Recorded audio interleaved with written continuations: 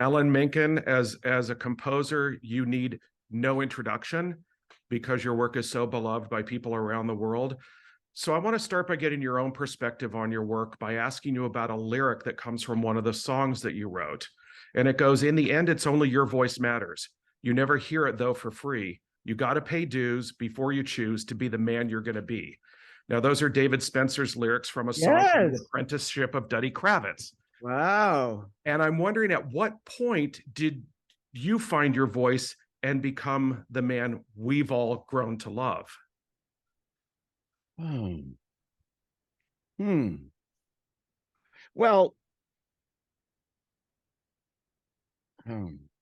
I mean, I fell in love with music at a very young age.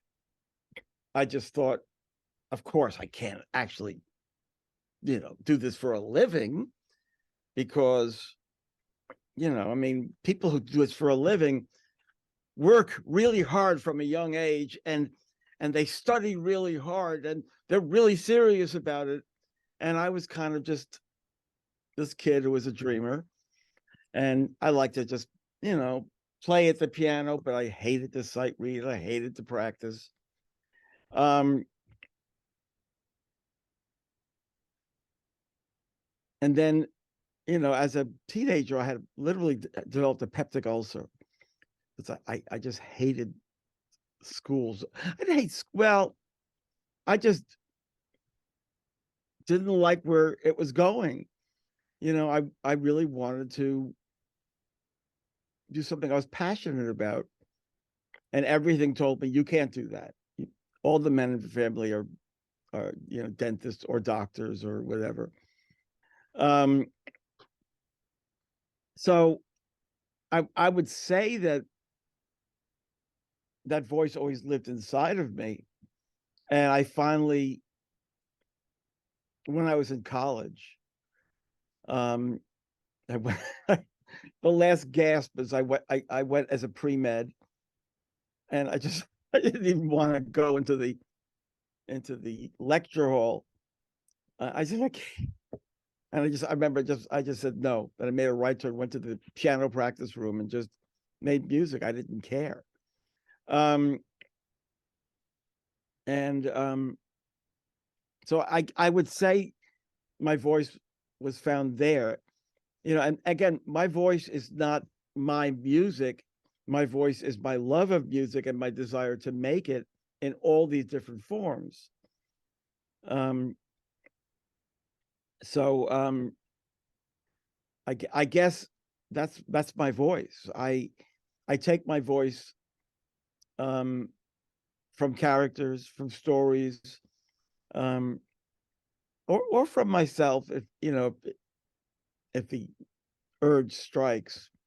So I guess that's the answer. Now, this one man show that you're doing, I believe it began its life almost 7 years ago in 2016.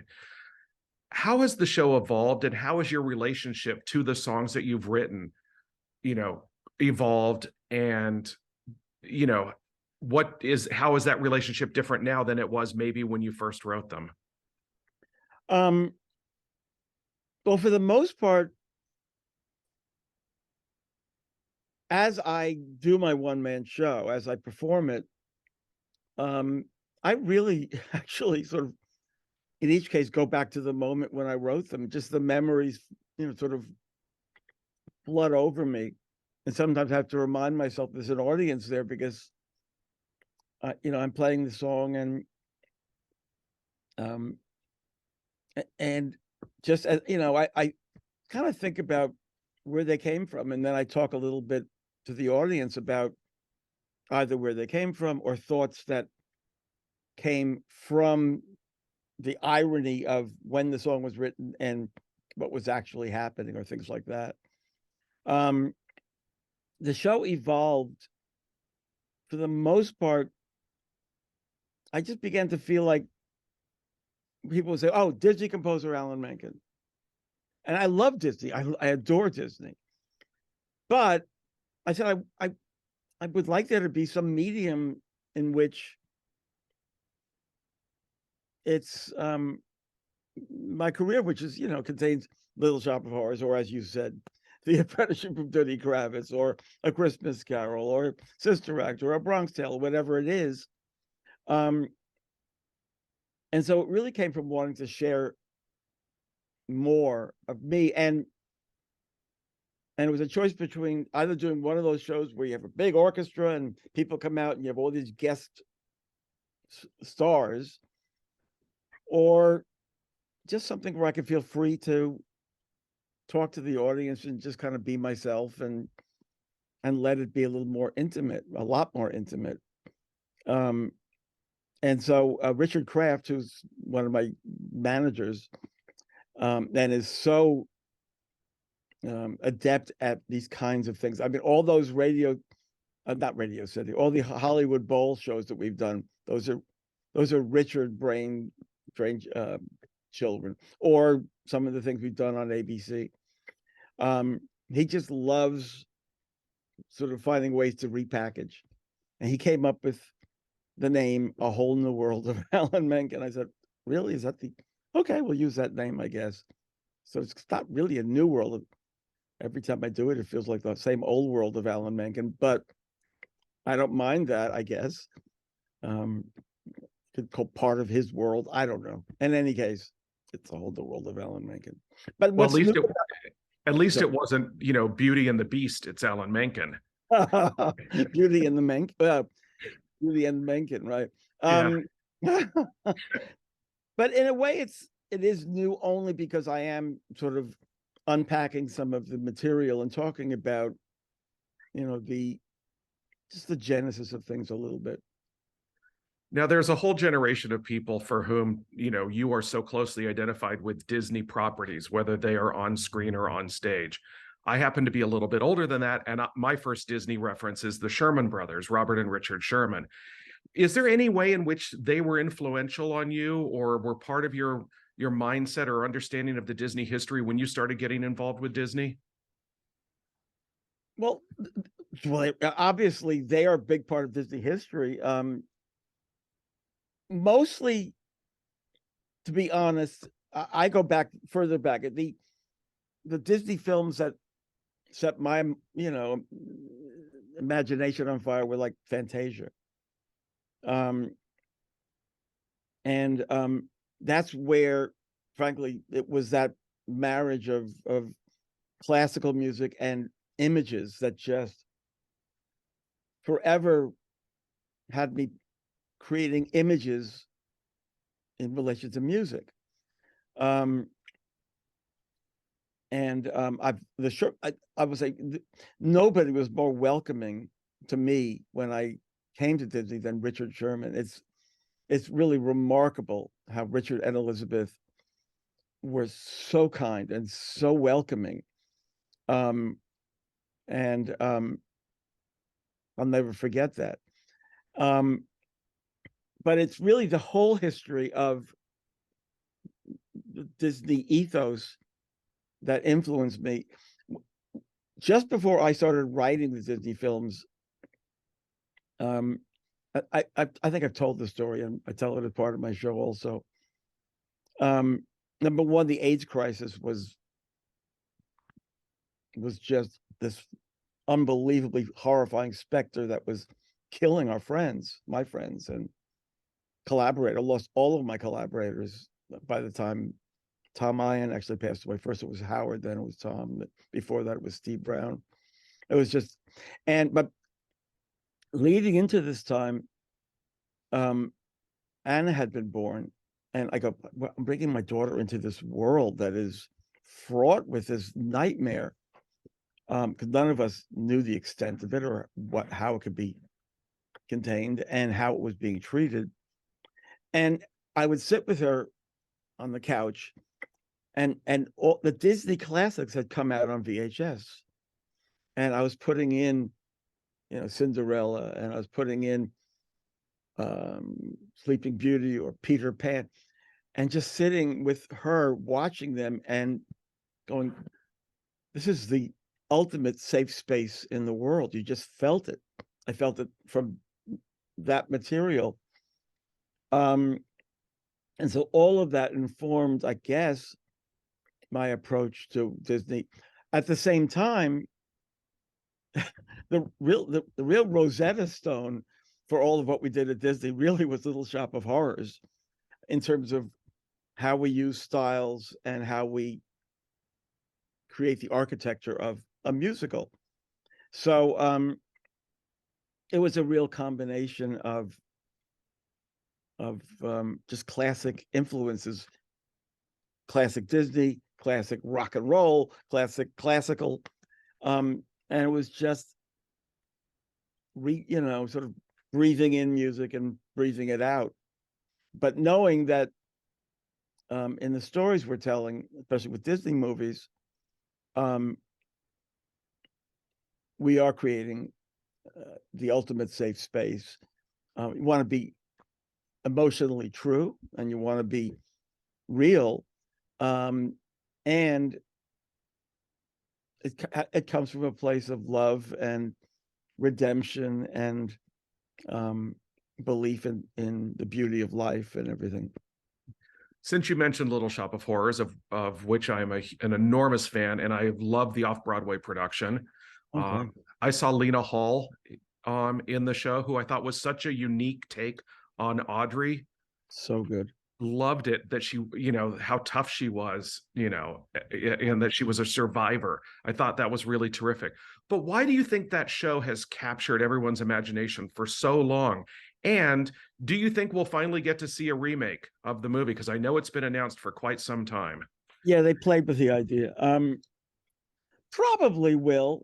I don't know. And obviously, if there's going to be a remake, it's going to be the director, whoever's going to do that, they're going to be sort of the new vision for that, because to me, it's still, Howard's in my little off-Broadway show that we did on 19th Street and Fifth Avenue. Why has Little Shop? To be honest, I don't really try to analyze why. First of all, it's really good. Now, what do I mean by that? It's so economical. It is so well written and so economical. I think people love that. It uses rock music not as I want to do a rock score. It uses it as a musical vocabulary that references a period of time, that references a sensibility, that references that sort of end of the world, apocalyptic Phil Spector sound, or and uses all of those genres in a way that tells this story. It also tells a really dark story in a really comedic way and stylish way. And other than that, it's like your children. You give birth to your children, and then they go out into the world, and they live their own lives. Little Shop lives its own life. But I'm thrilled. Like when you look at Lena Hall, Ellen Green put such a stamp onto Audrey. And I love seeing somebody give a new stamp to Audrey, a really significantly different stamp, just because, I always say we create, like we're architects, we create a house or design a house that others are going to live in. And so I love that. I love that people can reinvent roles. Now, it would be foolish of me to spend our time sort of regurgitating all the things people are going to get to hear in your show. So I'm hopefully going to ask you about a few things that maybe aren't part of your show. I haven't seen it, so I don't know for sure. But I want to ask you about Aria for a Cow. Which Aria for a Cow? What is that? It was a song that you wrote with Howard for Sesame Street that you later did a short film of. Oh, Aria for a Cow. Sorry, I didn't know. Yes. Okay. Yes, I've been a big fan of the short film. I also know Kate Pazakis, who sang it. Wow. Okay. You know, so and also it was very easy to spot the reference to Seymour in the animated film, the short film. But what stands out to you most about your days at Sesame Street? I was making a living. That's what, anytime they could, all right, we have an assignment for you. Yay! $135. Yay! I can pay my rent. I mean, literally, those were the days where these were different days. It was also, again, Sesame Street was a wonderful, safe space.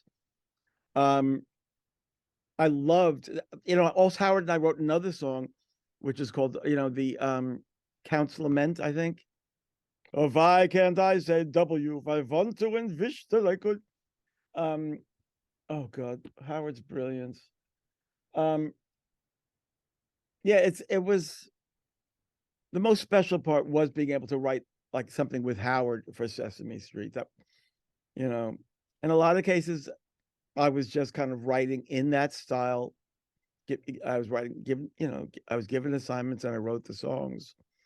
And of course, I toured with the late Northern Calloway, who played David on Sesame Street, and so we would do this little concert, all around the country, which was interesting experience.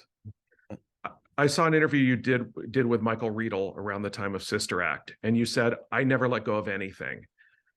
What relationship do you have with the works that haven't been seen as much, the works that maybe will someday, have new opportunities, the same way, say, God Bless You, Mr. Rosewater did when it was done in 2016 with Encores Off Center?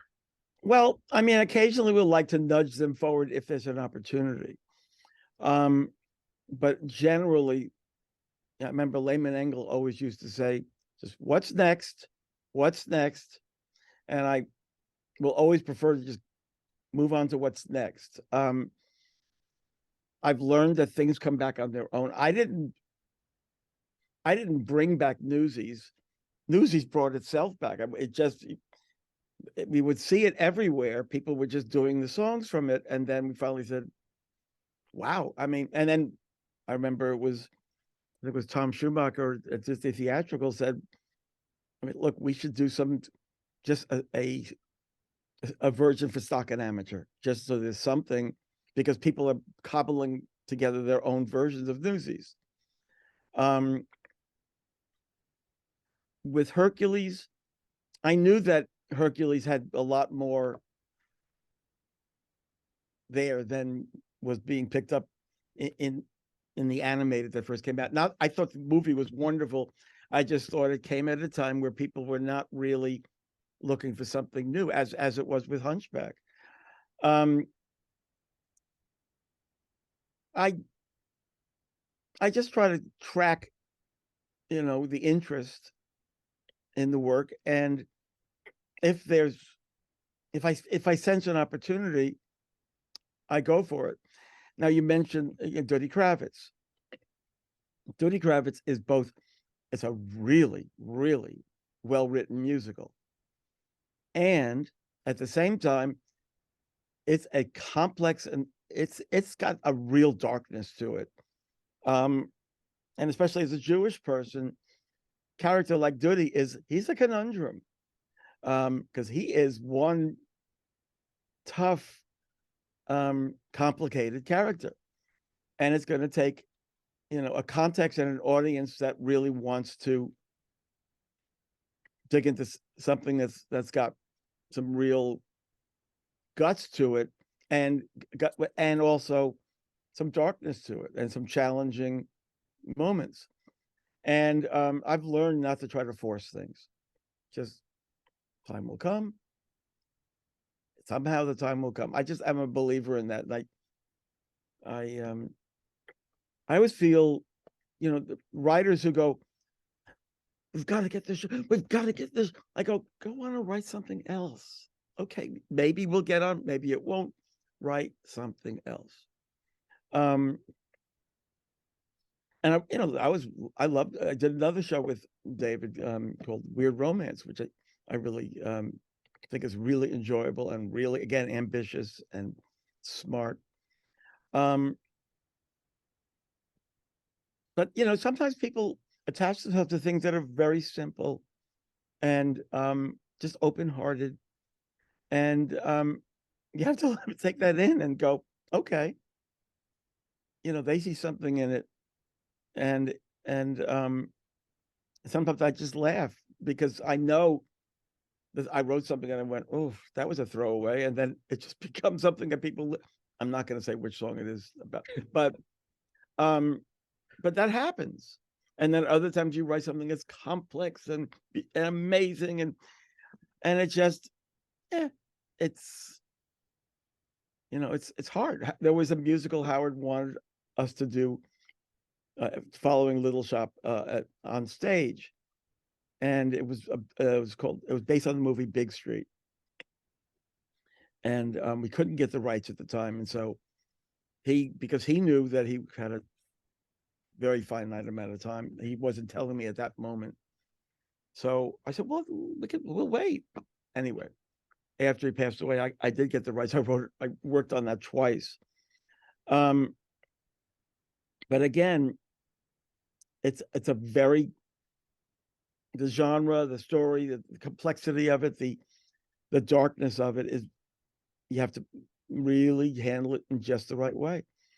So the works that, similarly with King David, I'm working on having a stripped back look at King David in London this year.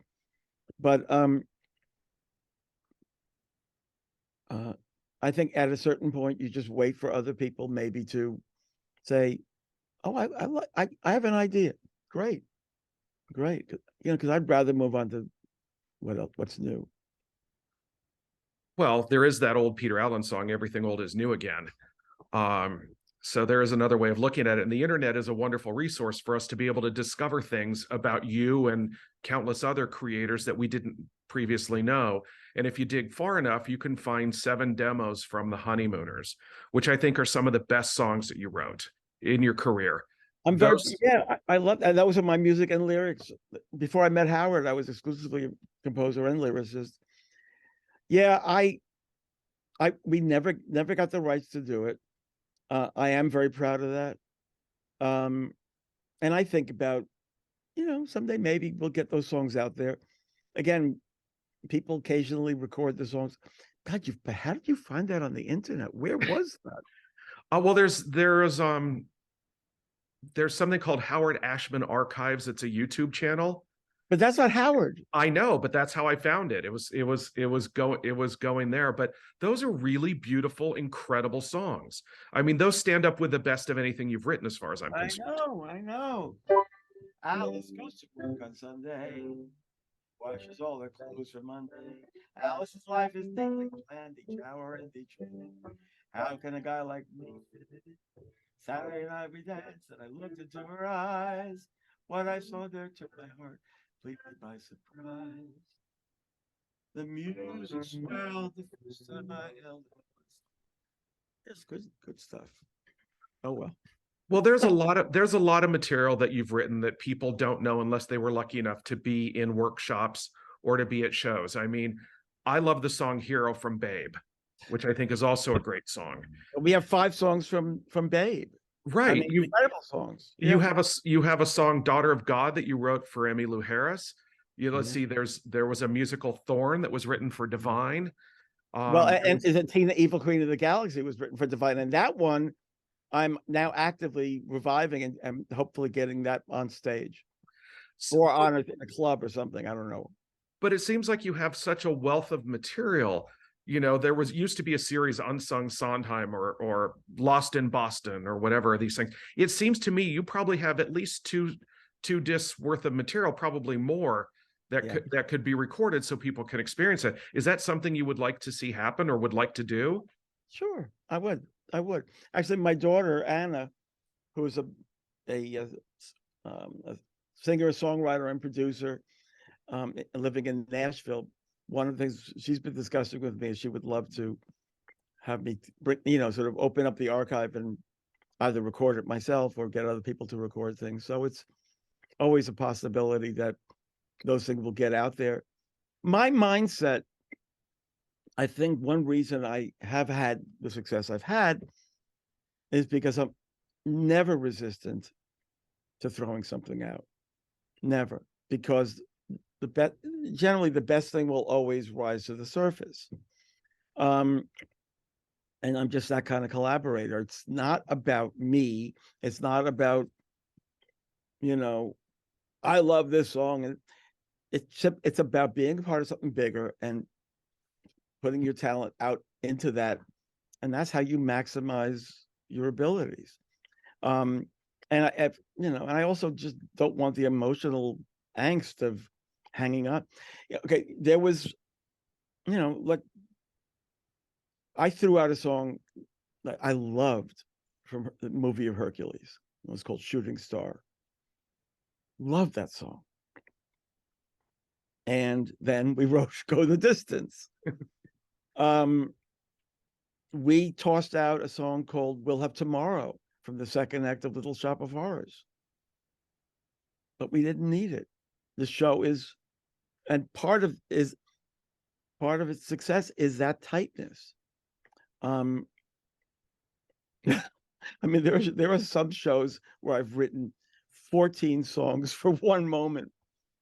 Leap of Faith, there must be like a just like the most ridiculous archive of songs. And basically, when you're writing songs that are not working, there's something wrong with the structure of the piece dramaturgically, but God help us, we keep putting it out there. But even a song like All Gone from Little Shop of Horrors is a fun song. Don't Feed the Plants actually dramaturgically makes more sense for the end of the show. But All Gone is a completely good song.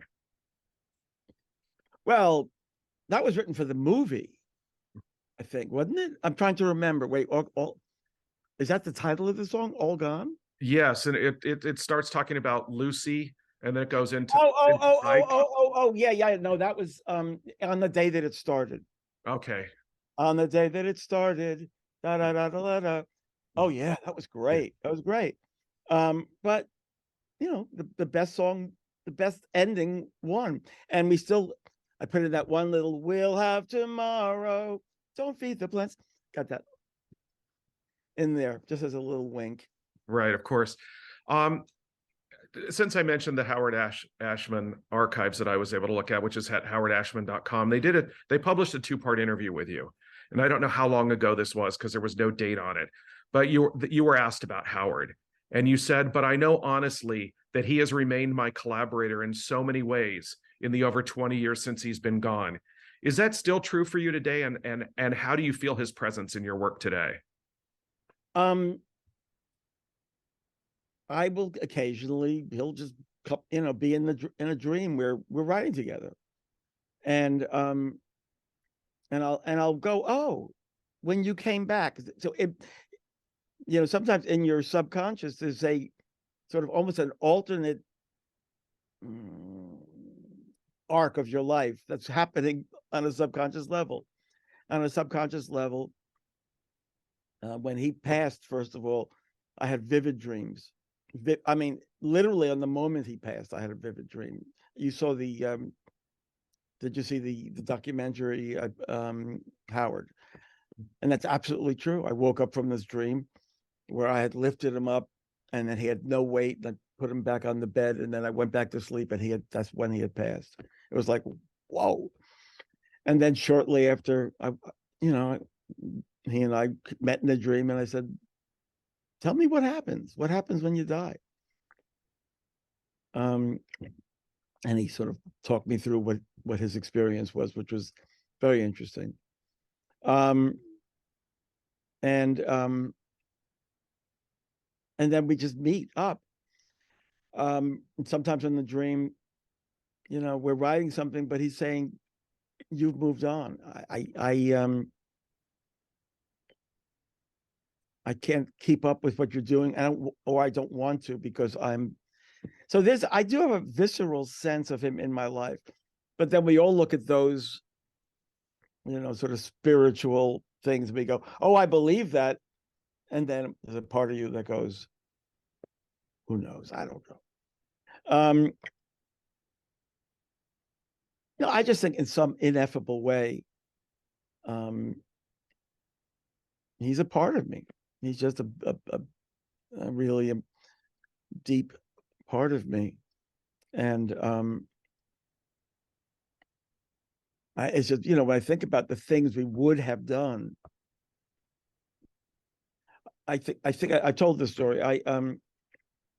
Howard wrote Smile. It was really kind of a wonderful score, but people wanted it to be about the, beauty pageant and a nice, light, kind of happy story. And it wasn't. It was about the dark side of a beauty pageant.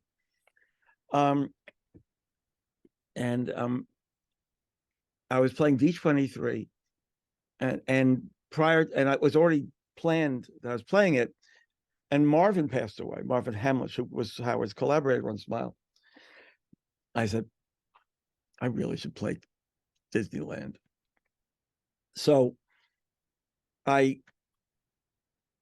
knew what Marvin and Howard had written for the basic song, but I wanted to sit with the lyric and kind of play what they had written, but kind of put it in my own voice and my own fingers, and just really feel like I want to play this off from my heart. And it was the first time I had a lyric of Howard's in front of me, since he passed, that I hadn't worked with before. And it just blew me apart, the memory of that.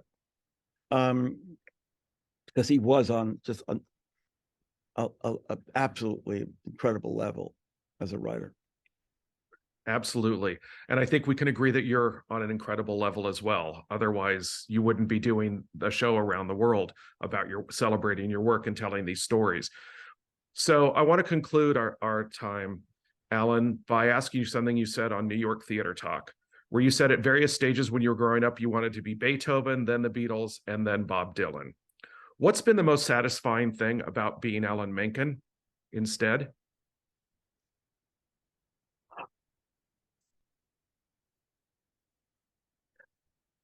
Well, the most satisfying thing about being me, to be honest, is that I've maintained, I'm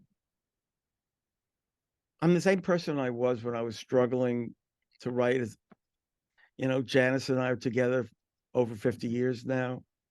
I talk to my daughters all the time. I'm dad. I love that. And this, I don't know, my, well, Irving Berlin called it, what is it? My little knack. I think that was his. My little knack is great. I love having it. I was, just but I forgot I was working on a new song for this Nancy Drew musical I'm writing now. And I get lost in them, and I want to go someplace I've never been before, and I want to take an audience someplace they've never been before. And then I'm blessed that I move on. I think it's a blessing to move on. And even with my concerts, there are times I go, wow, I'm up here still playing. I'm reliving, the last 50, how many years of my life? 50 years of my life or more. And going, you really want to keep doing this? But I see how much it means to audiences, and I kind of go, there's something here that's special, and what am I going to do if I'm not doing this? One thing, because of what I've done in my life, I don't really have hobbies. So this is kind of it. I'm either going to do this, or I'm just going to put my feet up, and I don't know, what am I going to do? So, yeah, but I know you asked me, it was what's the most special thing about being. I think I'm the last one who can comment on that. I think it's others who have to comment on it, because it really not just modesty, it's also just icky to talk about yourself as if you understand what it is you bring into the world. It's, it's just pure music to me. And, I think, when I was first doing what came out Little Mermaid, and I would hear from you, I'm sure you know what I'm going to say.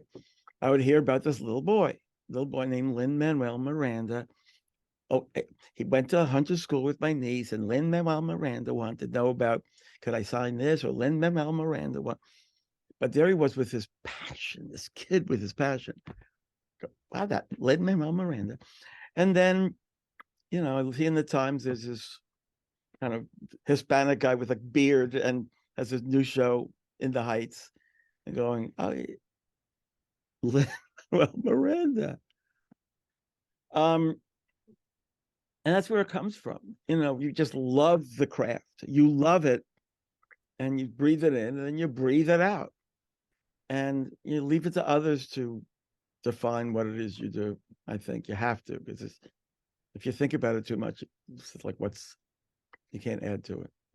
Well, you do have to realize that there's probably other people who were in that same piano rehearsal room that you escaped to instead of going to class, who said, oh, that's the Alan Menken that was in the rehearsal room by us. Well, yeah, I know there is that. Yeah, there is that people from the past going, oh, and I did things that totally embarrassed me. I mean, I wrote a rock ballet called Children of the World that was the most drug-addled silliness. But you have to go through all those things to get to where you're going to get to. So, of course. Well, I regularly quote this one Sondheim lyric that to me is the best way to live your life, which is, I chose and my world was shaken. So what? The choice may have been mistaken. The choosing was not. I sort of feel like that says everything you need to know. I keep looking at, is that a Hirschfeld back there? It's actually a blow up of a Hirschfeld for Sondheim's 80th. One of the department stores in New York did huge blow ups of images of him and Hirschfeld images, and then they auctioned them off for charity. And it's signed by Sondheim, but it is a Hirschfeld. It's just not an original Hirschfeld. Right. Yeah, I mean, he's, oh God, the brilliance. Wow. Yeah. And the deep depth of his soul. And he and I never really knew each other. We met a few times. Never really, I was never his kind of, I wasn't a protege. But I feel so connected to his work. And my collaborator on my new show writing right now is James Lapine. And I'm sure it must be like it's a head scratcher for him. Like, oh, I never worked this way before. So we're very different, but it's the impulses to do this that are the most important thing, however you do it. Absolutely. I couldn't think of a better way to conclude our conversation. Are you all right with my posting this interview on our YouTube channel? Why not? That's the best answer you could have possibly given me. Thank you for the music. Thank you for the great shows. And thank you most importantly for your time today. Thank you.